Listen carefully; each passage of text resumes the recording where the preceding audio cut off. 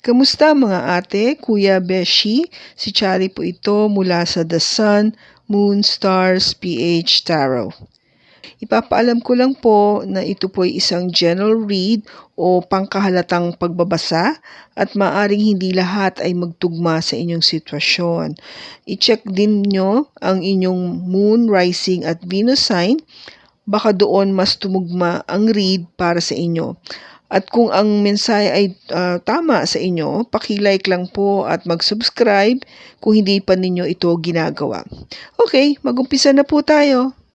Hello po mga ate, kuya, beshies. Kamusta na po kayo? Andito ulit ako si Chari para gumawa ng another reading, and this is for the sign of Cancer, Sun, Moon, Rising, and Venus. And of course, welcome po yung mga cross-watchers ni Cancer at yung mga bago po nating mga viewers. Tignan natin kung ano yung gusto sabing mensahe, which is nakita nyo naman, nag-flip agad. So, ang sinasabi dito is, my dreams. I've been dreaming about you. In my dreams, we are so free and in love. I wish I could stay here forever. Wow, pinapangarap ka ng person mo. Yun yung gusto niyang sabihin sa'yo, Cancer. And bottom niya is emotional intimacy. I'm afraid to truly open up to you. Being raw and authentic with my emotions is something I'm still working on. Okay, so medyo nakikimi-kimi pa siya mag-open up. Pero pinapangapangarap din naman niya na makapiling ka, makasama ka, no? Cancer. Tignan natin sa tarot kung ano yung pick up natin na message. We have a jumping card, the Queen of Cups. We have the Knight of Cups, the Nine of Cups, Strength, and the Seven of Pentacles. Bottom niya is the Emperor. Okay, Cancer. Yung Emperor natin, this is an energy coming from an Aries o meron siyang Aries sa kanyang chart. Ito yung tao na talagang alam mong somebody who's really serious about you. No, talagang sabi nga dito, pinapangapangarap ka. Ando ka sa kanyang pangarap na talagang sana maramdaman niya ito na kasi nakikita niya sa pangarap na kayo ay libreng-libre, that you're so free and in love. At ang kanyang wish ay sana ando na lang kayo sa panaginip na yun, no? Hindi na mawala. O tipong hindi na magising. Pero meron nga siyang, alam mo yun, yung parang hindi agad niya bring out yung kanyang damdamin sa'yo. There's something to do with emotional intimacy. Maybe because yung feeling na hindi agad madali para sa kanya mag-open up. The Emperor is somebody na talagang, mataas, may katungkulan. Well, somebody much older than you. And, well, it could mean older, but it could be somebody na mature din also. Na tipong boss, no? Isang boss na. Somebody na talagang very stable.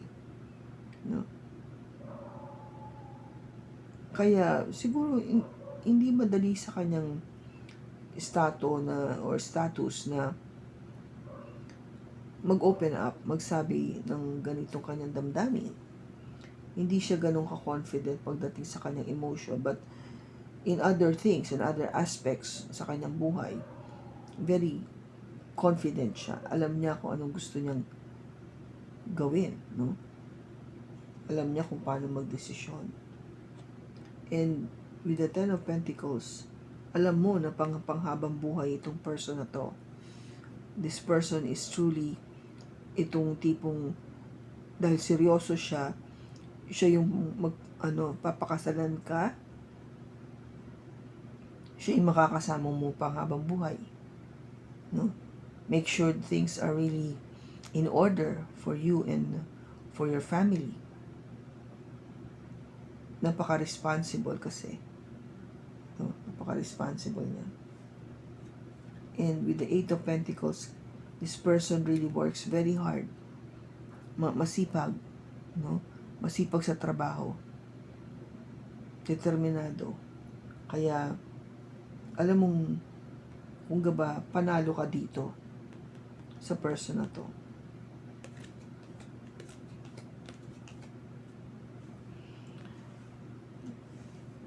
The Queen of Cups. This is an earth. This is you actually. Cancer, no? Water sign. Yung energy na to na coming from Pisces, Scorpio, and another Cancer, maybe like you. Pero ang sinasabi kasi ng Queen of Cups is, yes, I'm in love with you.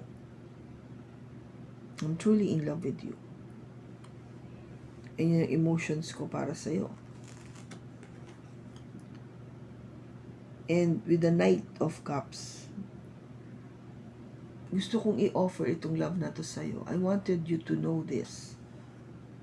I wanted you to be aware of what I'm feeling.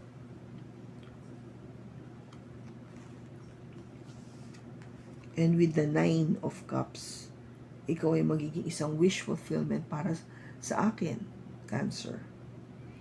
Isa kang pangarap na matutupad kung pinapangarap kita, no? Ikaw ay magiging isang katuparan para sa akin pag naging tayong dalawa. With the Strength card, this is an energy coming from a Leo, o meron siyang Leo sa kanyang chart. Kailangan niya ng lakas pa ng loob, no? Confidence, para masabi niya lahat ito. Kasi sabi ko nga sa inyo, this Emperor, though sabihin natin na siya, matured na, no? Established na tao, pero meron siyang hirap sa pag-express ng kanyang damdamin. And this person is willing really to invest dito sa relationship na to. Yung talagang kahit matagal o dahan-dahan, willing siya na mag-intay. Kasi alam niya, this would be a very good investment. Kung gaba, tipong panalo siya dito eh. Panalo siya with you, Cancer. Alam niya na magaling o may value itong Cancer na nagugustuhan ko. Bakit? Kasi alam mo yung hindi mo papangarapin ng isang tao na ganun-ganun lang kung alam mo walang value. Di ba?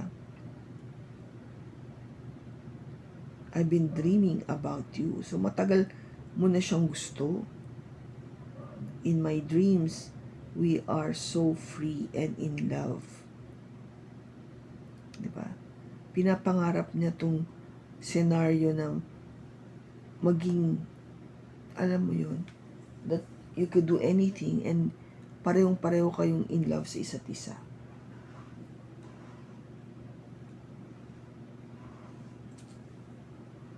Kaya nga, to a point na ayaw niya na sanang mawala doon sa panaginip na yun. Yung talagang ayaw niya na magising kasi masaya siya doon sa nakikita niya. Masaya siya sa nararamdaman niya.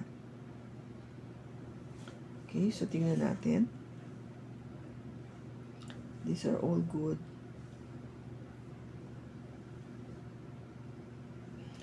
Bakit andito yung strength? Bakit andito yung strength?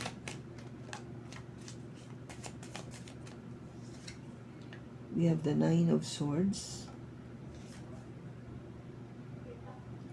the Ten of Swords, and the Moon.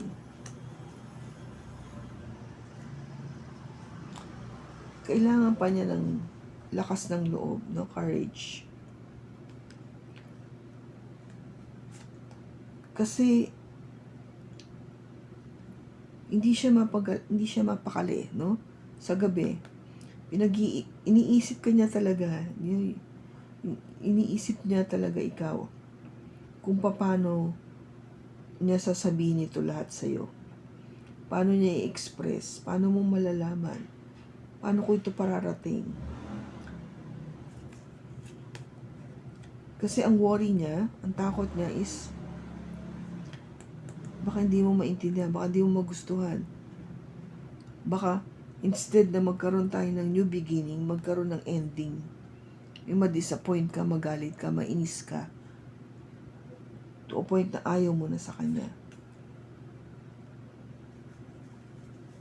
Humihingi siya ng lakas ng loob kasi hindi niya alam kung ano mangyayari.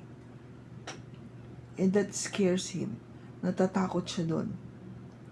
Something na unknown. Something that is kept to be a secret. Parang sikreto niya to na alam mo yung hindi niya masabi. Takot siya na hindi niya ma-express. Takot siya na baka iwan mo siya.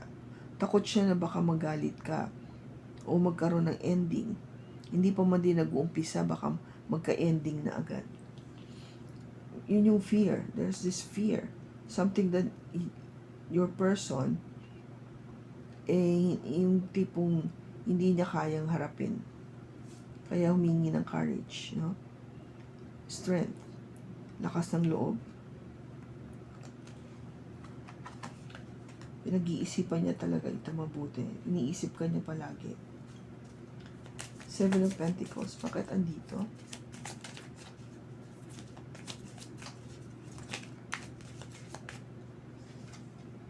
We have the Three of Cups. The Queen of Swords. And the Chariot. Willing siya to wait. Willing siya na mag-intay, mag-invest dito sa relationship na to. To have time to date you, to have time to enjoy with you.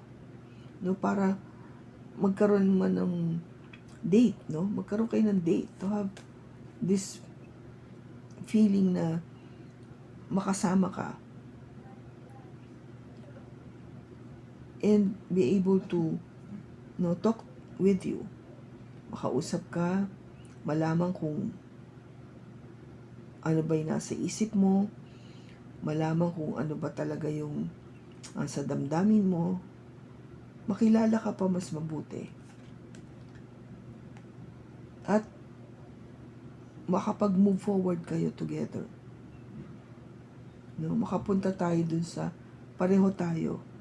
If we both be on the same page, let's go. Let's move forward. Ganun yung gusto niya mangyari. No? Kung matatagalan man ito, okay lang sa kanya. Willing siya.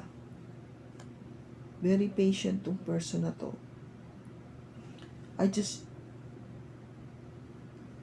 Gusto lang niya malaman kung pareho kayo ng pupuntahan. Kung pareho kayo ng gusto sa buhay. Kung kayo ba talaga yung compatible sa isa't isa. Yun yung gusto niyang malaman. Gusto ko pa niyang makilala. Kaya gusto niyang magkaroon ng pagkakataon na makapag-date kayo. Pag-usap ng mabuti. Okay? These three cards are all very straightforward. No? As I have explained to you, Cancer. Kaya hindi na natin kinlarify.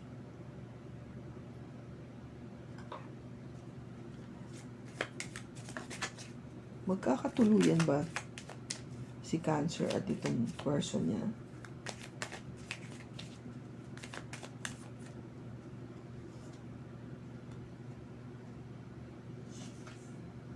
Yes. 10 of Cups. Magiging masaya kayo together. Yes. Magkakatuluyan kayo. May in love ba si Cancer?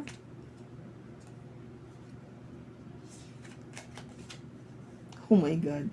Yes. May in love ka kasi you find this person to be your equal. Nakita mo naman, di ba? I shuffled, I asked, sinagot ka ng card. Yes. Two of Cups. Siya talaga, Cancer, yung person mo. Willing siya mag-wait. Pinangarap ka niya talaga. Hindi lang niya ma-express mabuti. Kasi nga, kailangan pa niya ng lakas ng loob. Natatakot kasi siya. Hindi niya alam kung anong mangyayari. Kung pag nagsabi na siya sa'yo, kung paano mo to tatanggapin. Kaya siguro lumabas itong energy na to ngayon para maging aware ka. Pag lumapit na sa'yo tong tao na to, huwag mong pahiyain. Tanggapin mo siya ng maluwag. Tanggapin mo ng, alam mo yun, na nakangiti ka. Na talagang you're willing to give this person a chance to talk and express him or herself to you. Okay?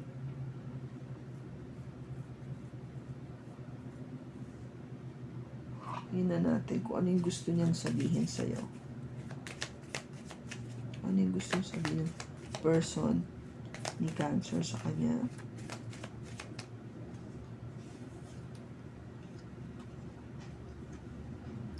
It was my fault, but I blame you.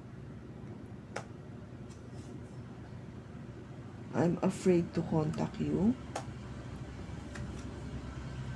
I want to tell you how I feel. Yes, exactly.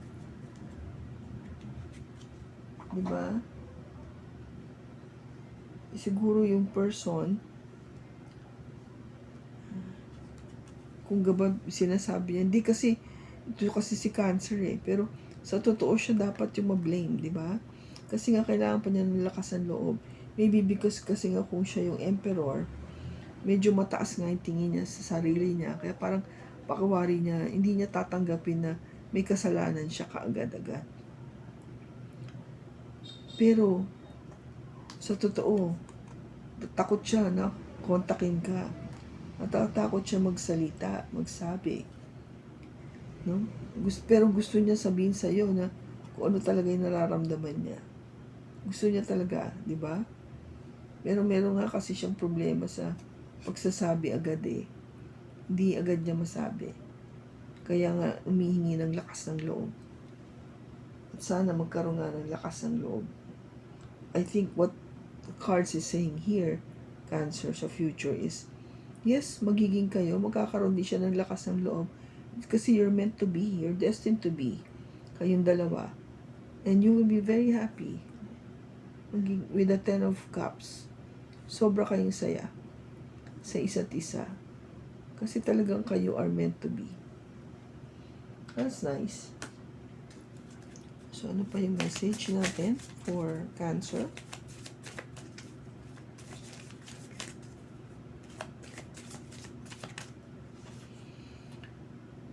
Last quarter moon in Capricorn, leave the past behind. Okay? Last quarter moon in Cancer, take a breather. Oh, take a breather daw, Cancer. This is your energy. And last quarter moon in Sagittarius, practice gratitude. Yeah. So, ano lang, diba? Iwan mo na yung kung ano man nakaraan. Huwag mo isipin yun. Focus ka dito sa person na to. Kasi kung hindi mo pa nami-meet, dadating siya sa buhay mo. Pero kung andito na siya ngayon, bigyan mo siya ng pagkakataon. Give this person a chance na mapakita yung pagmamahal niya sa'yo. Kasi talagang pinangarap ka niya. Okay, Cancer? Kung kanino mang Cancer itong energy na nakuha natin ngayon sa pagbasa na to, maraming salamat sa pagsama mo sa akin. Sana nakatulong ito sa iyo. Sa susunod po muli, ingat ka and God bless.